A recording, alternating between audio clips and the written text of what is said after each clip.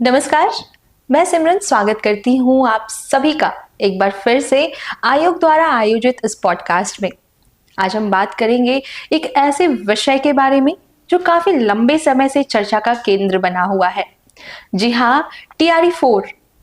बीते कई माह से टीआरई 4 के जो अभ्यर्थी हैं उनकी जिज्ञासाएं बढ़ रही हैं, उम्मीदें बढ़ रही हैं और साथ ही कई महत्वपूर्ण सवाल उठ रहे हैं, जैसे विज्ञापन कब आएगा या फिर कितनी रिक्तियां हैं आदि। इन सभी सवालों पे स्पष्ट और सही जानकारी तथा साथ ही आधिकारिक जानकारी प्राप्त करने के लिए हमारे साथ मौजूद हैं बिहार लोक सेवा आयोग के परीक्षा नियंत्रक श्री राजेश कुमार सिंह जी। आज की इस बातचीत से हमारी कोशिश केवल जानकारी प्राप्त करना ही नहीं, बल्कि उन लाखों अभ्यर्थियों की जो जिज्ञासाएं हैं और वैसे अभ्यर्थी जो काफी लंबे समय से नोटिफिकेशन का इंतजार कर रहे हैं और तैयारी कर रहे हैं, उनको सही जानकारी देना है। तो चलिए बातचीत शुरू करते हैं। और सर, सबसे पहले तो आपका बहुत बहुत स्वागत है। थैंक यू सर, सबसे पहले तो मैं उन लाखों अभ्यर्थियों की तरफ से सर आपको थैंक यू कहना चाहूंगी। और सर, मैं गो थ्रू कर रही थी कमेंट्स से, तो सर उसमें भी बहुत सारे अभ्यर्थियों ने आयोग के इस कदम की सराहना की है कि आयोग जो है लगातार अभ्यर्थियों को पॉडकास्ट के माध्यम से सही जानकारी दे रही है, सर समय जानकारी उनको प्राप्त हो रही है। तो सर इस चीज़ के लिए थैंक यू सो मच। आयोग देखिए पहले से बहुत बदल चुका है। हमें भी ये प्रतीत हुआ कि अभ्यर्थियों को जानकारी देने का एक अच्छा माध्यम है सोशल मीडिया। तो आयोग अब सोशल मीडिया के सभी प्रमुख प्लेटफॉर्म पर है। तो समय समय पर विभिन्न परीक्षाओं के लिए हम लोग पॉडकास्ट के माध्यम से सोशल मीडिया प्लेटफॉर्म पर अभ्यर्थियों को जानकारी देते रहते हैं। बिल्कुल sir, thank you so much आयोग के इस कदम के लिए। और सर, आज का यह पॉडकास्ट जैसा मैंने बोला कि टीआरई 4 के लिए है। तो सर काफ़ी लंबे समय से जो है टीआरई 4 के जो शिक्षक अभ्यर्थी हैं वो टीआरई 4 के विज्ञापन को लेकर के उनकी बहुत सारे सवाल हैं, उनकी जिज्ञासाएं हैं और लगातार टीआरई 4 को लेकर के वो सवाल भी कर रहे हैं कि टीआरई 4 का विज्ञापन आखिर कब जारी होगा। तो सर सबसे पहला तो मैं ये पूछना चाहूँगी सर कि आखिर टीआरई 4 में जो इतना विलम्ब हो रहा है, तो सर इस डिले का क्या वजह है? आखिर क्यों इतना डिले हुआ इस विज्ञापन को जारी करने में, और सर क्या रीजंस है? पहली बात कि विलम्ब की परिभाषा क्या है। जब मैंने या आयोग द्वारा यह दे दिया गया है कि 22 से 27 सितंबर को टीआरई 4 की परीक्षा आयोजित की जाएगी। यूजुअली 3 महीना पहले हम लोग उसके प्रश्न पत्र तैयार करने से लेके अन्य चीज़ों पर ध्यान देते हैं। अभी 6 महीना बचा हुआ है, तो मुझे समझ नहीं आता कि इतनी हड़बड़ी क्यों है कि विज्ञापन तुरंत जारी कर दिया जाए। ये कुछ लोग बहकावा में आकर के परेशान हो रहे हैं और बहकाने वाले लोग भी मैं देखता हूँ कि सोशल मीडिया पर एक्टिव रहते हैं। तो ये कोई मतलब नहीं है कि टीआरई 4 का विज्ञापन जल्द आ जाए। डेट जब एग्ज़ाम का दे दिया गया है 22 से 27 सितंबर होगा, तो हमारे पास जून तक का टाइम, हम जून तक भी हमारे दृष्टिकोण से कोई विलम्ब नहीं है। लेकिन खैर, विलम्ब होने का 2-3 कारण था। एक तो गेस्ट टीचर के मामले में मामला अटका हुआ था जो अभी शिक्षा विभाग से हमें प्राप्त हो गया। अल्पसंख्यक कल्याण विभाग में भी महिला आरक्षण के बारे में थोड़ी त्रुटि थी जिसको कि प्राप्त कर लिया गया बैठक करके, और भी कुछ परिवर्तन किया गया इस बार जिसके चलते भी विलम्ब हुआ। लेकिन विलम्ब, मैं फिर से दोहराना चाहूँगा, कोई विलम्ब नहीं है। 22 से 27 सितंबर को परीक्षा होगी, अभ्यर्थी उसकी तैयारी करें। परीक्षा आयोजन कराना हमारा काम है, फॉर्म भराना हमारा काम है। सर इसी के साथ मैं ये पूछना चाहूंगी, और मेरे साथ जो लाखों अभ्यर्थी हैं सर, उनका यह सवाल है कि आखिर टीआरई 4 की वैकेंसी अब कब आएगी सर? अब कितना विलंब है और कब तक यह जारी हो जाएगा सर? टीआरई 4 का जो नोटिफिकेशन है आयोग की तरफ से कब तक अभ्यर्थियों के लिए दे दिया जाएगा? देखिए, अब टीआरई 4 का नोटिफिकेशन 3-4 दिन में जारी कर दिया जाएगा, लेकिन फॉर्म भरने की तिथि 25-26 के आसपास रखी जाएगी। वह इसलिए कि 25 से 30 71वीं कंबाइंड की मुख्य परीक्षा है और 23 तारीख को भी एक परीक्षा है, तो उसका एडमिट कार्ड डाउनलोड होने का समय 17 से लेके 23 तक है। आयोग ये नहीं चाहता है कि उनको एडमिट कार्ड डाउनलोड करने में किसी तरह की कठिनाई हो, क्योंकि TRE 4 के नोटिफिकेशन निकलने पर बहुत लोग आपाधापी में फॉर्म भरना चाहेंगे। ऐसे ऐसी स्थिति में जब लाखों या बड़ी संख्या में लोग फॉर्म भरने लगते हैं तो एडमिट कार्ड डाउनलोड होने में कठिनाई होती है। तो इसीलिए फॉर्म भरने का तिथि जो है वो 25 या 26 से रखा जाएगा, जो कि नोटिफिकेशन में लिखा हुआ रहेगा। नोटिफिकेशन 3 से 4 दिन में प्रकाशित कर दिया जाएगा। तब तो ये उन लाखों शिक्षक अभ्यर्थियों के लिए खुशखबरी की है जो काफी लंबे समय से जो है TRE 4 की वैकेंसी के लिए मांग कर रहे थे और इंतजार भी कर रहे थे। तो अब आपका इंतजार यहीं समाप्त होता है। सर ने जैसा बताया कि अब बहुत जल्द आयोग के द्वारा नोटिफिकेशन जारी कर दिया जाएगा। तो सर जैसा कि अभी आपने बताया नोटिफिकेशन बहुत जल्द जारी होने वाला है, तो सर मैं ये पूछना चाहूंगी कि सर TRE 1, TRE 2 और TRE 3 इन सभी का एक परीक्षा करवाया गया था आयोग द्वारा।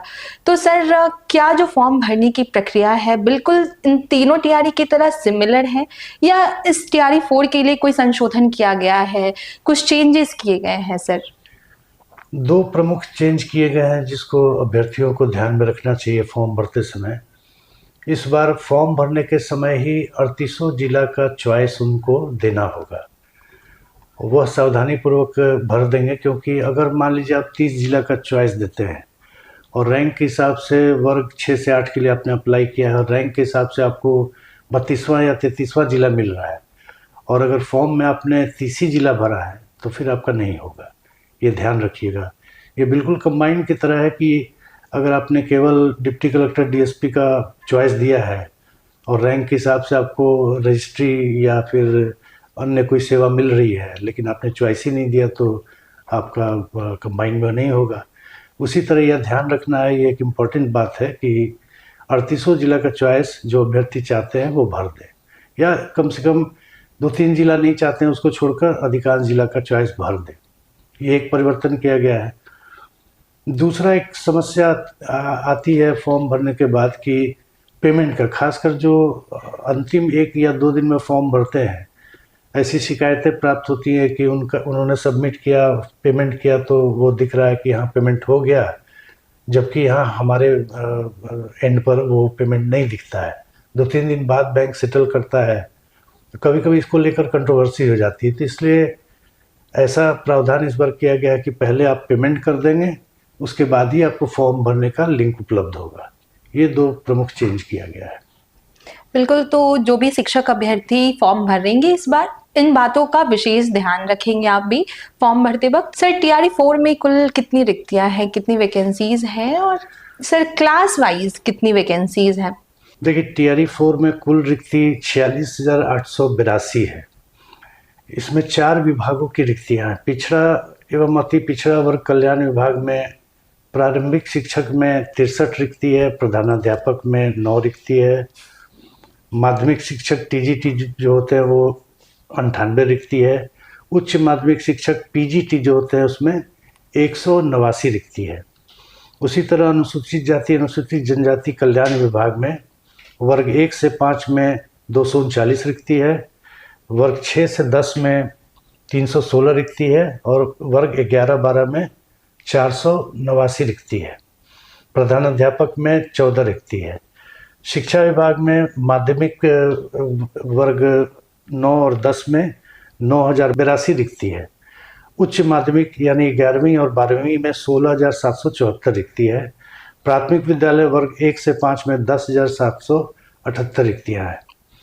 मध्य विद्यालय वर्ग 6 से 8 में 8,583 रिक्ति है।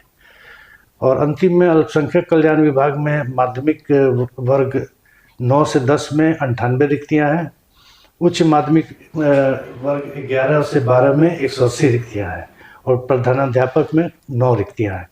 कुल मिलाकर 46,882 रिक्तियाँ हैं। सर इसी के साथ हमारा आखिरी सवाल ये होगा कि इस पूरी प्रक्रिया के दौरान जो फॉर्म भरना है TRE 4 का, तो सर अभ्यर्थियों को किन बातों का विशेष ध्यान रखना है?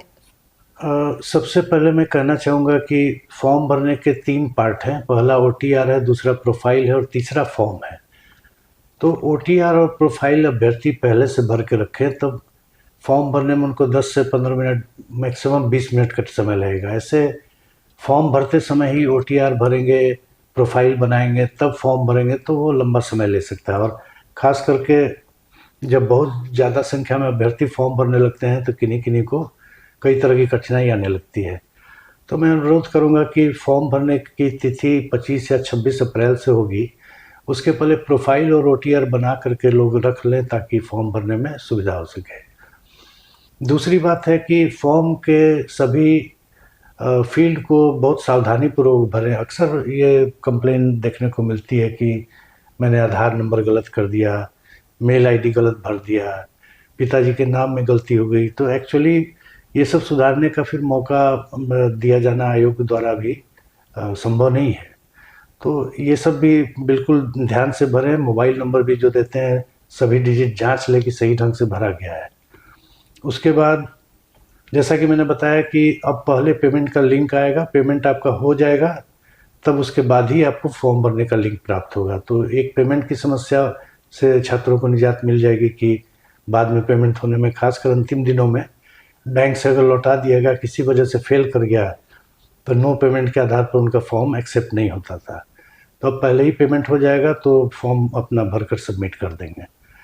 दूसरा एक चीज़ होता है कि सबमिट करने के पहले, फाइनल सबमिट करने के पहले सारे डेटा को एक बार चेक कर लें कि सही ढंग से भरा गया है। जैसा कि मैंने बताया, ईमेल आईडी, माता पिता का नाम, आधार नंबर, मोबाइल नंबर, ये सब सही भरा गया है, नहीं तो बाद में बड़ी दिक्कत हो जाती है।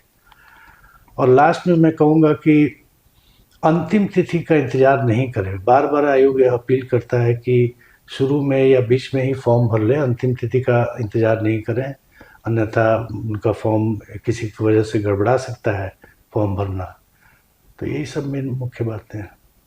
जो भी अभ्यर्थी पहली बार ओटीआर करने जा रहे हैं उनके लिए आयोग की आधिकारिक सोशल मीडिया हैंडल्स है, उस पर ऑलरेडी एक ओटीआर की पूरी प्रक्रिया का एक वीडियो उपलब्ध है।